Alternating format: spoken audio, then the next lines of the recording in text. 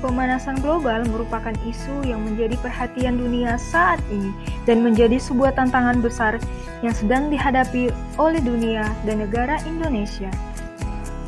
Salah satu penyebab terjadinya pemanasan global adalah bangunan sipil, dimulai dari tahap perencanaan, konstruksi, operasi, dan pembongkaran mempunyai pengaruh dan dampak yang besar bagi lingkungan.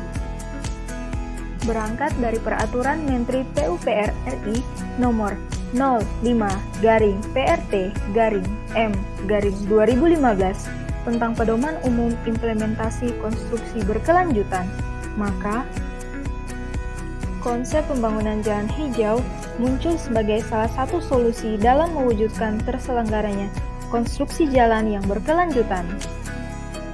Apa yang dimaksud dengan pembangunan jalan hijau?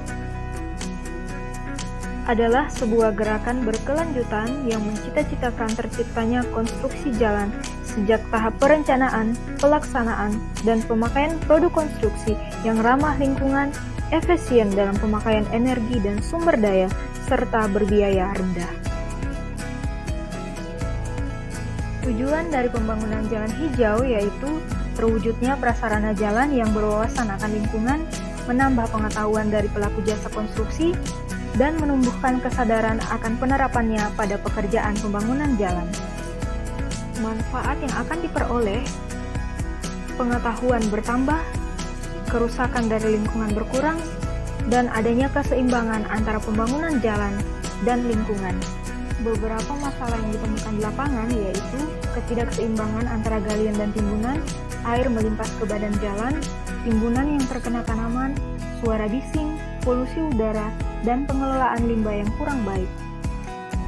Aspek-aspek yang perlu diperhatikan dalam konsep pembangunan jalan hijau yaitu sumber dan siklus material, menggunakan material bekas bangunan, menggunakan bahan bangunan fabrikasi, menggunakan material lokal, konservasi energi, pengukuran getaran, pengukuran kebisingan, penyediaan absorban untuk material D3, kualitas udara, kendaraan dan alat berat proyek, lulus pengecekan emisi gas buang, menutup material saat proses pengangkutan, membersihkan sisa-sisa material pada badan jalan.